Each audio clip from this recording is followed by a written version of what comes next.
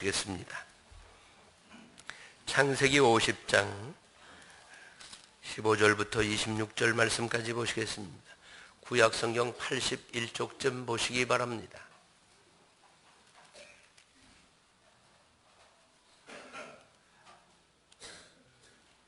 교독하시겠습니다. 제가 먼저 보겠습니다. 요셉의 형제들이 그 아비가 죽었음을 보고 말하되 요셉이 혹시 우리를 미워하여 우리가 그에게 행한 모든 악한 악을 다 갚지나 아니할까 하고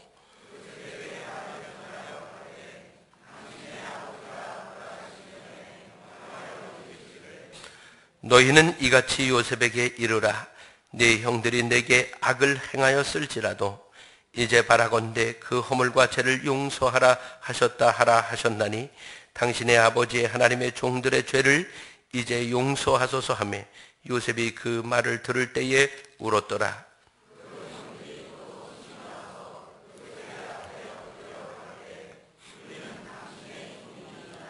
요셉이 그들에게 이르되 두려워 마소서. 내가 하나님을 대신하리이까.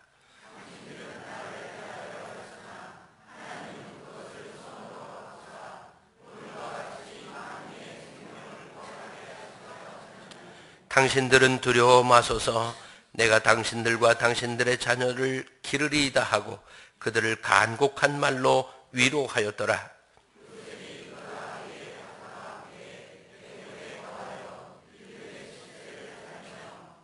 에브라임의 자손 3대를 보았으며 므낫세의 아들 마길의 아들들도 요셉의 슬하에서 양육되었더라.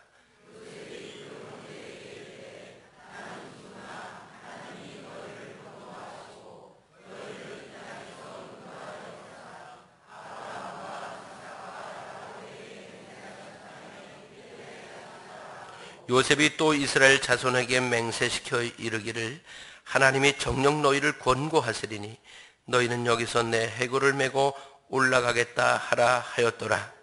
요셉이 110세의 죽음에 그 아들이 애굽에서 입관하였더라. 아멘. 아멘. 할렐루야. 찬양대가 찬양 드리시겠습니다.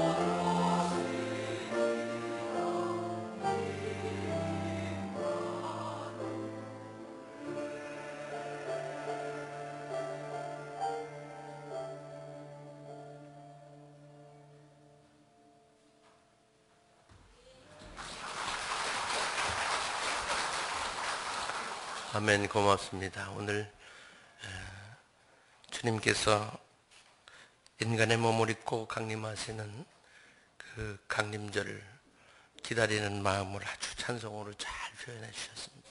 고맙습니다. 감사합니다.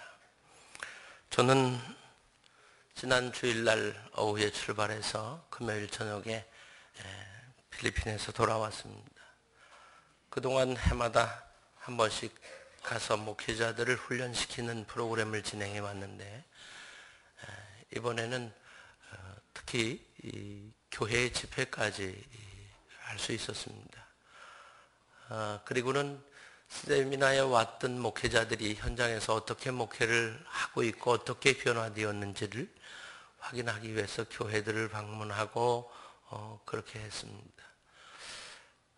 감사한 것은 그쪽은 우리보다 뭐 여러 가지 형편이 참 어렵고 힘들고 그렇습니다. 그래서 그들이 목회하는 현장은 우리의 상상을 초월할 정도로 열악하고 예배 처소라고 할 것까지도 없는 그런 곳에서 교회들을 세우고 그리고 목회들을 하고 있습니다. 그렇지만 하나님을 사모하는 마음과 하나님께 예배하는 열정은 솔직하게 얘기하면 우리보다 더 뜨겁고 더 간절하고 그리고 더 순수하고 사모하는 눈빛으로 바라보는 그 눈빛들, 그리고 아멘 소리, 그리고 찬양할 때에 우리는 앞에서 찬양 인도하는 사람이 일어나세요 해야 뭐 하고 일어나잖아요. 그들은 그렇게 말하지 않아도 일어나서 온몸으로 그렇게 찬양하는 모습들을 지켜보면서 아직도 하나님께서 사랑하는, 그리고 하나님을 사랑하는 순수한 영혼들이 가난하지만 하나님께 예배하고 있는 모습들을 눈으로 볼 수 있었습니다. 뭐 교회를 찾아가는 길도 쉽지 않아서 그만 진흙탕이니까 들어가는 길이 대나무로 이렇게 대나무를 엮어갖고 쭉 다리를 놔서 그 다리를 이렇게 걸어가는 거예요. 네, 제 생각엔 그것도 좀 탄탄하게 좀 잘 만들었으면 좋겠던데 엉성하게 만들어 놨더라고요.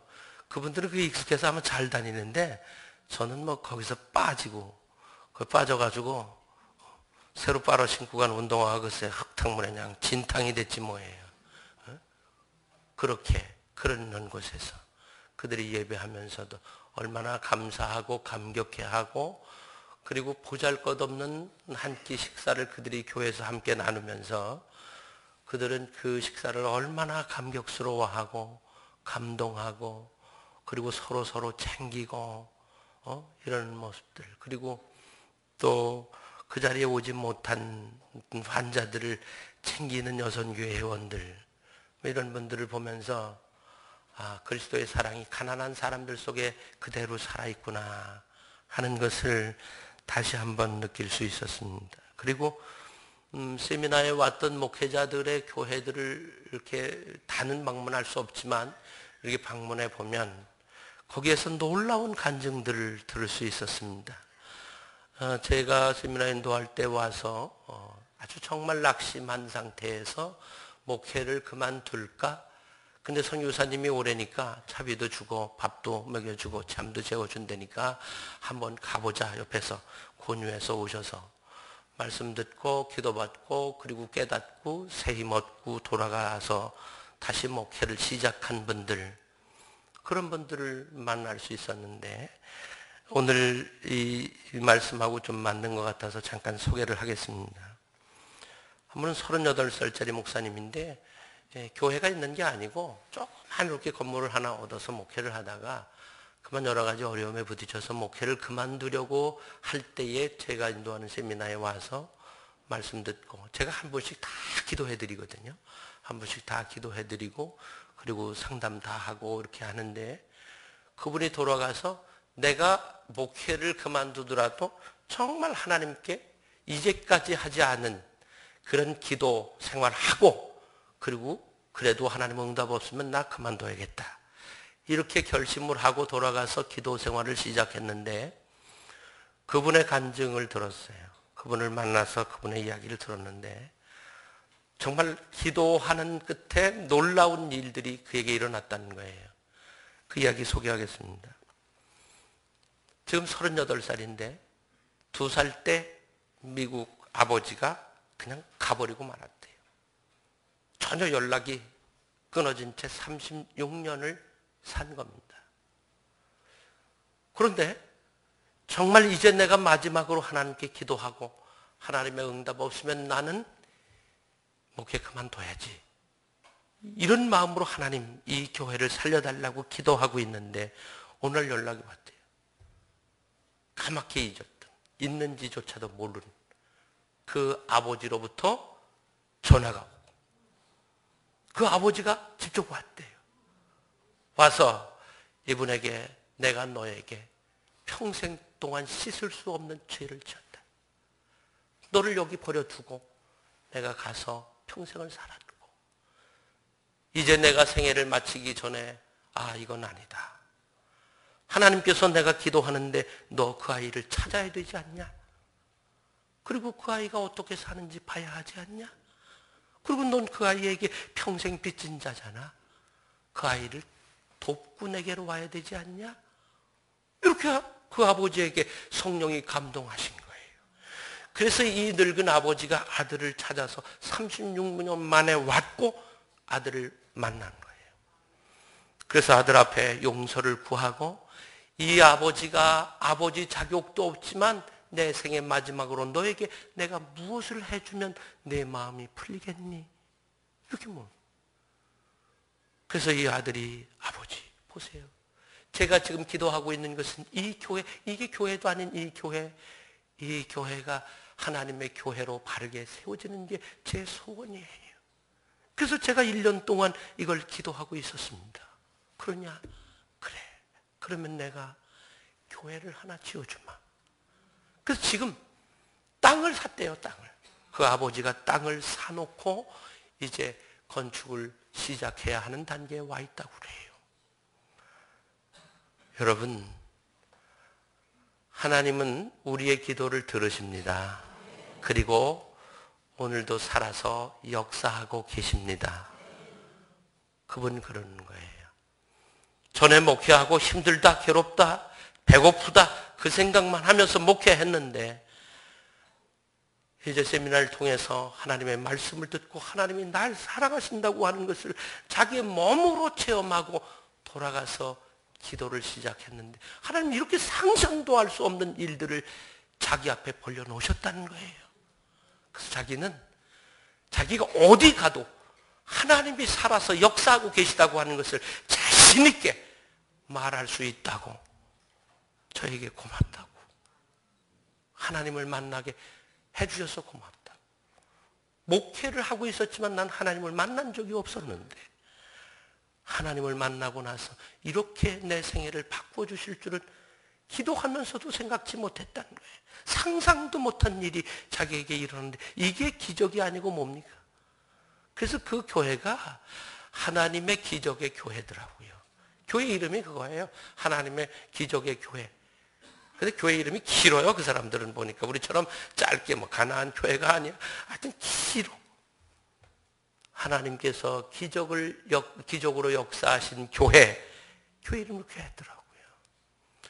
여러분이 후원하고 기도해 주시는 일들이 그렇게 어디에선가는 열매를 맺고 있고 그리고 영혼을 구원하고 있고 하나님의 교회를 세워가고 있다고 하는 것을 저는 이번에 또 다시 한번 확인할 수 있었습니다. 그리고 그 목사님의 아버지께서 이제 생애를 얼마나 더 사실진 모르지만 지나온 날들을 회개하고 마무리를 아름답게 마무리하실 수 있도록 하나님께서 역사하셨어요. 하나님의 뜻이 무엇인지를 알면은 우리는 우리의 인생의 마무리를 아름답게 하게 될 줄로 믿습니다. 그리고 이번에는 1박 2일 동안 그분들이 사는 방식 그대로 같이 이렇게 있어 봤어요. 그들은 까떼지라고 부르는데 대나무로 만들어서 이렇게 좀 띄워서 이렇게 만들고 방 한 칸. 그것도 문은 달렸어요. 문도 달리고 대나무로 이렇게 다 이렇게 막고 지붕도 하고 그 앞에 이렇게 로비처럼 이렇게 거긴 뭐 의자 이렇게 좀 있고 대나무로 만든 의자가 있고 그리고 이제 비는 피할 수 있는데 옆에 이런 건 없어요. 아무것도 없고. 거기서 아주 좁아요. 방은 두 사람 들어가면 딱 맞아요. 거기에서 1박 2일을 지내면서 우리가 사방문띠나 이런 데 선교 갔을 때에 보면 진짜 산속에 그렇게 집 짓고 한 가족이 많은 가족이 거기서 살거든요. 근데 우리는 사진만 찍어오고 거기서 머물러 보지 못했는데 이번에 제가 머물러 봤어요. 그럼 좋을 것 같지 않아요? 어떠세요? 캠핑 온 것 같고. 저 그럴 줄 알았어요. 굉장히 좋을 줄 알았어요. 근데 이게 웬일이에요? 거기 무슨 뭐 전기가 있는 것도 아니고 거기가 무슨 뭐 선풍기가 있습니까? 뭐 있습니까? 더워요. 밤에도 덥더라고요. 덥고 좁고. 그럼 괜찮은 줄 알았어요. 잠을 자려고 하는데 잠이 잘 안 오더라고요. 근데 선교사님은 체질이 선교사야. 머리만 어디 닿으면 주무셔 그냥. 그래서 저는 그래서 생각했어요. 저 목사님은 선교사가 체질이구나. 어쩌면 거기에서 10년이 넘도록 선교하면서 그렇게 변하셨을지 몰라요. 나도 한 10년 넘게 여기 와 있으면 이렇게 될래나? 저는 뭐 뒤척거리면서 기도하고 또 생각하고 뭐 이러면서 뒤척거리고 있는데 뭐가 발등위로 살살 기어가더라고요. 그래서 그냥 발등호를 뒤집어서 꾹 눌렀어요. 뭔지 모르니까 하여튼 누르고 보자. 그리고 얼른 일어나 따끔하더라고요. 그 일어나서 프레시를 켜들고 보니까 이만한 갈색, 암갈색 송춘이가 금슬금슬금슬. 제 발등은 찔러놓고 그리고도 끄떡 안 하고 막 켜가는데 선교사님 쪽으로 기어가더라고요. 그래서 잘 주무시는 선교사님이 얄미워서 그냥 둘까 그러다가 그래도 그럴 수는 없잖아요. 그래서 이제 이 발에는 뭐 약 바르고 그리고 잡아서 밖에다 내놨더니 그랬더니 이번엔 개미들이 축제를 벌이는 거예요. 그 송충에 새까맣게 개미가 달려들어서 그걸 다 먹어 치우는 거예요.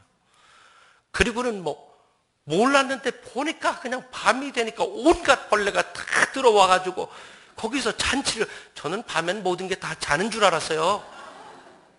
근데 밤에 자는 게 아니에요. 밤에 보니까 낮에는 잠잠하더니 밤 되니까 다 나와가지고 그냥 다 온통 다 개미천지.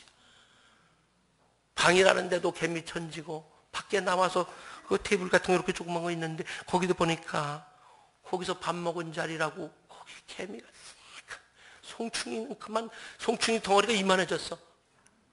개미가 그리고는 뭐 도마뱀이 와갖고 저를 이렇게 쳐다보더라고요.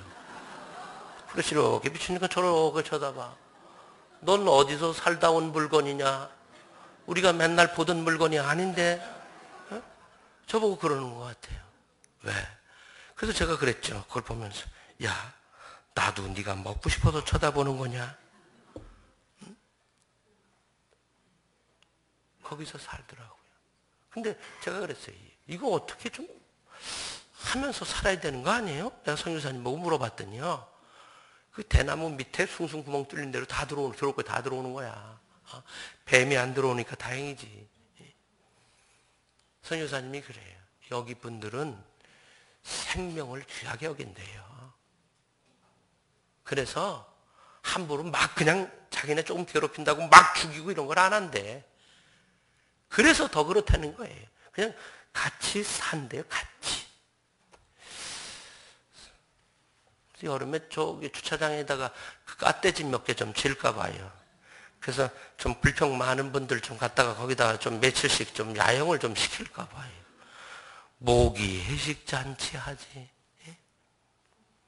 거기서 1박 2일을 거기서 그냥 라면 끓여 먹으면서 그렇게 있어 봤어요. 어떻게 살고 있는지 제가 제 몸으로 체험하고 싶어서.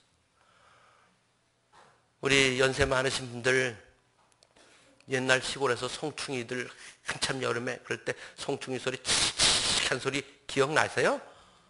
시골 사신 분들은 다 기억나요. 저도 어렸을 때 듣던 기억나요. 송충이가 머리 들고요. 뭘 하려고 그러는지 몰라. 아주 그 소리 소름 끼치는 소리라고요. 근데 그게 뭔 소리인지 몰랐는데 가만히 들어보니까 내가 어렸을 때 듣던 송충이가 머리 들고 흔들어대는 소리구나. 근데 송충이가 크니까 소리도 크잖아. 밤새도록 저놈이 또 언제 기어들어올 건가 그 생각을 하면서 지냈어요. 라면을 끓여 먹고 좀 남았어요. 근데 우리 같으면 어떻게 해야 돼요? 그 뜨거운 데서 냉장고도 없는데 어떻게 해야 돼요? 버려야 되잖아요. 근데 그걸 버리지 않고 한 분이 자기들이 먹겠다고 그걸 가지고 갔어요. 마음이 아팠어요. 우리는 당연히 저걸 버리는 거라고 생각을 하는데 저분들은 저걸 당연히 먹는 걸로 생각을 하는, 먹다 남은 걸. 미안했어요. 남은 걸 다 주고 오긴 했지만 그 모습을 보면서 도대체 뭘 하고 있는 거냐 내가. 도대체 내가 지금 뭘 하고 있는 거냐. 그 그 생각이 마음을 막 내려오는데 눈물이 막 쏟아지는 거예요. 우리는 너무 많은 걸 먹고 너무 많이 먹어서 찐 걸 빼겠다고 난리를 피고 있는데 그들은 그거를 그대로 들고 가는 거예요. 우린 배불러서 불평이 많구나. 제가 얼마나 가슴이 아프고 눈물 나고 그런지 몰라요. 아마 그것보다 더한 곳에 더한 모습으로 살고 있는 분들도 아마 적지 않을 거예요. 우리가 몰라서 그렇지. 우리가 몰라서 그렇지. 우리는 감사하면서 살아야 합니다.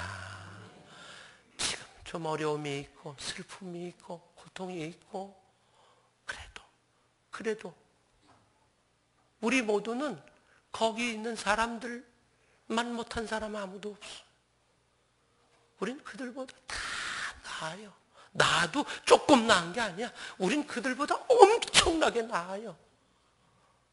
근데도 우리는 맨날 인상 쓰고 부족하다고 우리 그러고 살잖아요. 우리 감사하면서 살았으면 좋겠어요.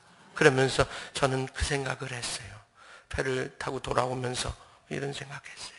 하나님, 우리 민족을 용서해 주세요. 우리가 이렇게 많은 축복을 받아 누리고 사는데 우리가 감사하지 못하고 맨날 싸우고 부족하다고 그러고 아우성치고 사는 우리 하나님께서 보실 때 어떨까? 하나님께서 보실 때 괘씸할 거 아닌가? 이 마음이 들더라고요.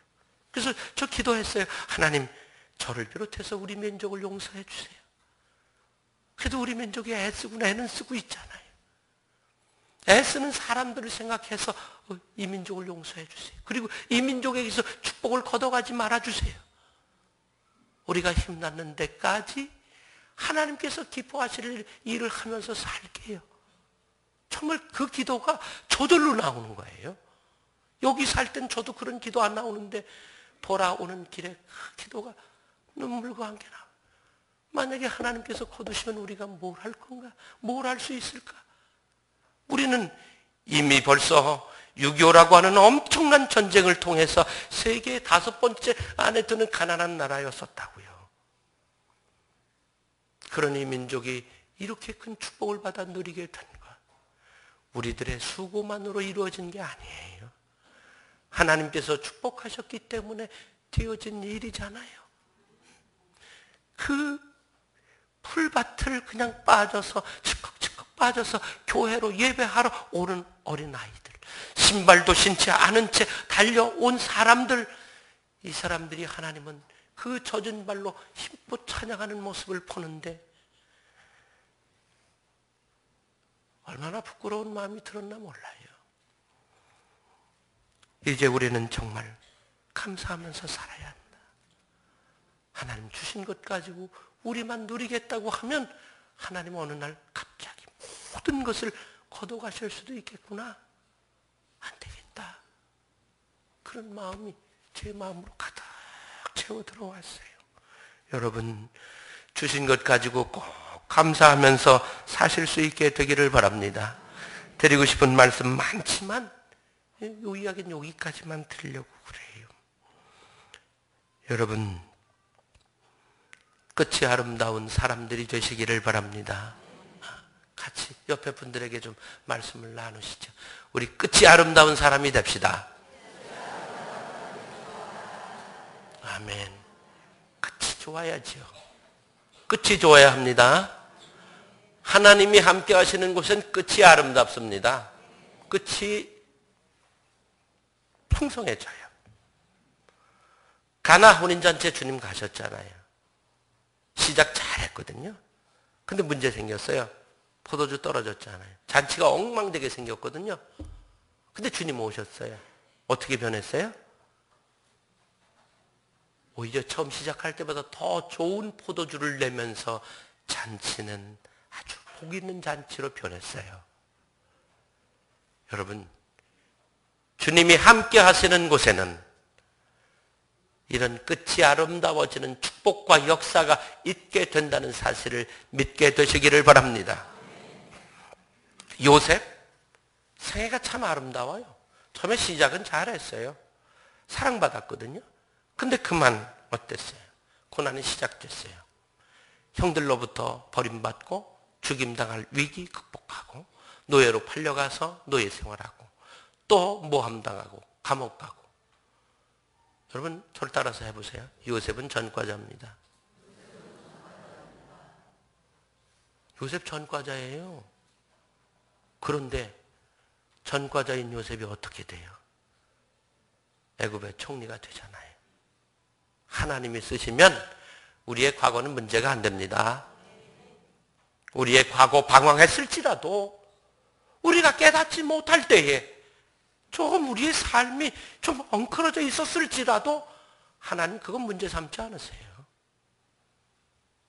우리들의 과거의 삶이 아름답지 않았어도 하나님께서 함께 하시고 우리를 사용하시면 우리들의 끝은 아름다워질 줄로 믿습니다. 자 보세요. 요셉이 이제 힘 가졌거든요. 그럼 복수할 만해요. 근데 복수하지 않아요. 왜요? 하나님의 뜻을 깨달았기 때문이에요. 형님들 걱정하지 마세요. 뭘 걱정하세요? 형님들이 팔았기 때문에 내가 여기 와서 종살이하고 뭐 이렇게 한 거 아니에요. 하나님이 만민의 생명을 구원하시려고 나를 먼저 여기에 보내셨기 때문에 내가 여기 온 거예요. 그럼 형님들 팔았다는 죄책감 때문에 괴로워하지 마세요. 걱정하지 마세요. 내가 뭐 해칠까 봐 복수할까 봐 그런 마음 버리세요. 오히려 형님들과 내가 함께 더불어 살 뿐만 아니라 내가 조카들까지 다 책임지고 기를 테니까 전혀 걱정하지 마세요. 그리고 간곡한 말로 위로하였더라. 성이 그랬어요. 자, 보세요. 요셉이 하나님의 뜻을, 하나님의 섭리를 깨닫지 못했다면 형들에게 복수했을까요? 안 했을까요? 했을 거예요. 왜 그러냐 하면요. 요셉이 이렇게 말하고 있어요. 당신들은 나를 해하려 하였으나 잊었다는 거예요? 안 잊었다는 거예요? 형들이 자기 팔고 자기 죽이려고 하고 했던 거 잊었어요? 안 잊었어요? 안 잊었다는 얘기예요. 그러면 가슴에 남아있다는 거예요. 당신들이 나를 해하려 하였지만 내가 그것을 잊지 않았지만 그러나 하나님께서 나를 이곳에 보내신 것은 만민을 구원하시려고 하는 계획 때문에 하나님이 보내신 거지 당신들이 팔았다고 난 생각 안 한다. 하나님의 섭리를 깨닫고 나니까 형들에게 복수할 이유가 있습니까? 없습니까? 있어요? 없어요? 없어졌죠. 왜? 형들이 팔았기 때문에 온 게 아니라 하나님이 자기를 통해서 많은 생명을 구원하시려고 보내셨다고 깨달아지는 순간 형들에 대한 복수심은 싹 사라져버리고 만 거예요. 여러분 우리들의 생애가 아름답게 맞춰지려고 하면 하나님의 뜻을 깨달아야 합니다. 하나님의 뜻을 깨달으면요, 우리가 살아오면서 얽히고 설킨 감정들 뭐 이런 것들 다 사라지는 거예요. 왜? 하나님께서 여기까지 이렇게 끌어오신 것은 하나님의 계획 때문이었구나. 나를 통해서 누군가를 구원하고 누군가에게 복음이 전해지게 하시려고 하나님이 이렇게 하셨구나. 미움이 사라지게 되죠. 복수하고 싶은 마음도 사라지는 거예요. 그러니까 하나님의 뜻을 깨닫고 사는 사람이라야 제 마음대로 안 해요. 하나님의 뜻이 깨달아지지 않은 사람은 자기 감정대로 하고요, 자기 판단대로, 자기 경험대로, 자기 생각대로 하는 거예요. 그건 하나님의 뜻과는 전혀 다를 수 있죠. 요셉이 하나님의 뜻을 깨닫지 못했다면 자기 감정대로 했을 거예요. 힘도 있잖아요, 이제는요. 말 한마디면요, 형들 단칼에 다 날릴 수 있어요. 그런데 그거 안 해요. 왜? 하나님의 뜻을 깨달았으니까. 우리가 하나님의 뜻을 깨닫고 살 때만 하나님의 뜻이 이거구나 깨달아지니까 사람과의 관계 속에서 얽히고 설킨 감정들, 이해관계 이런 것들이 다 없어져 버리고 말게 되는 거예요. 오늘 혹여라도 마음속에 무엇에 대해서 복수심이나 미움 이런 것들로 채워져서 아직도 남아있는 것이 있다면 하나님의 뜻을 깨닫게 되시길 바랍니다. 나를 향한 하나님의 계획이 뭔지, 내 인생을 통해서 하나님께서 이루시려고 하는 그 일들이 무엇인지를 깨닫게 되시기를 바랍니다. 그러면 그건 문제가 아니에요. 내 가슴 속에 남아있는 것들은 떠나게 될 거예요. 그 안 좋은 것들 다 사라질 거예요. 왜? 하나님의 뜻이 우선하니까요. 요셉은 이렇게 했어요.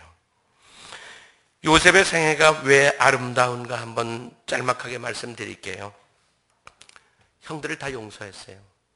사실은 용서할 것도 없어요. 왜? 하나님의 뜻을 깨닫고 나니까 그건 하나님의 섭리 속에 들어있는 것뿐이었지 형들이 나에게 무슨 감정으로 그런 게 아니라는 거예요. 근데 어쨌든 용서해요. 용서하니까 매듭이 풀린 인생 아니에요? 매듭 풀었어요. 세상을 떠나기 전에. 그리고 사랑을 베풀었어요. 당신들의 자녀들을 기르겠다고 해요. 그리고 실제적으로 그렇게 해요. 그리고 축복했어요. 위로했어요. 두려움에 떨고 있는 그 형들을 향해서 걱정하지 마세요. 내가 그런 일 할 거 아니니까 걱정하지 말아요. 이러고 형들을 안심시키고 위로해 주었어요. 그리고는 그들을 축복해 주었어요. 그리고는 부탁도 했어요. 이제 언젠가는 하나님께서 하나님의 약속대로 이스라엘 백성을 애굽에서 다시 약속의 땅으로 돌리시는 그날이 오게 될 텐데 그때가 되면 내 해골도 함께 가지고 올라가 달라고 그것도 부탁했어요. 그리고 자손들을 돌봤다고 그랬어요. 아름다운 생애를 다 마치고 그리고는 110세에 세상을 떠났다고 성경에 기록되어 있거든요. 참 아름답게 생애를 마쳤죠. 모든 매듭은 다 풀었어요. 부탁할 건 부탁했어요. 축복해 줄 건 축복해 줬어요. 그리고 하나님의 섭리가 이거야.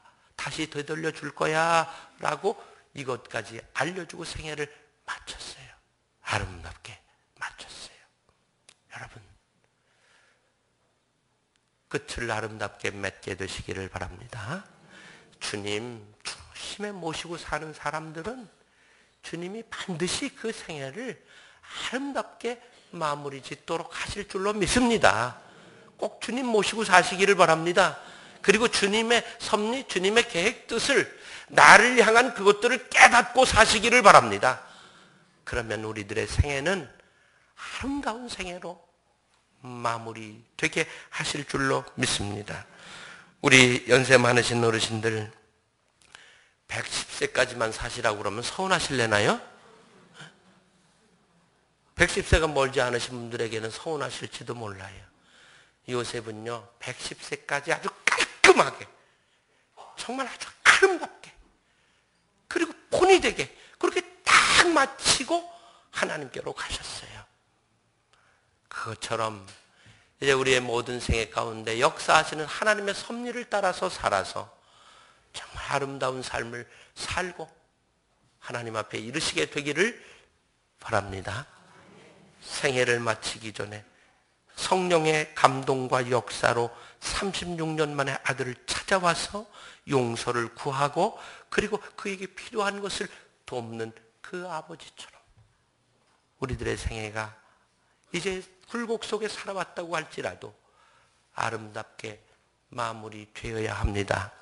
하나님께서 그분들을 기뻐하시리라고 믿습니다. 기도하시겠습니다. 아버지 하나님,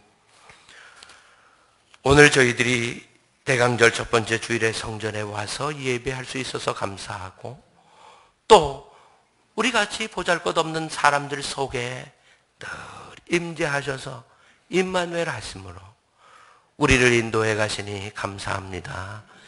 우리는 때때로 하나님의 섭리를 깨닫지 못할 때가 많아 어리석은 판단을 하고 또 생각을 하고 그렇게 행동할 때가 있습니다.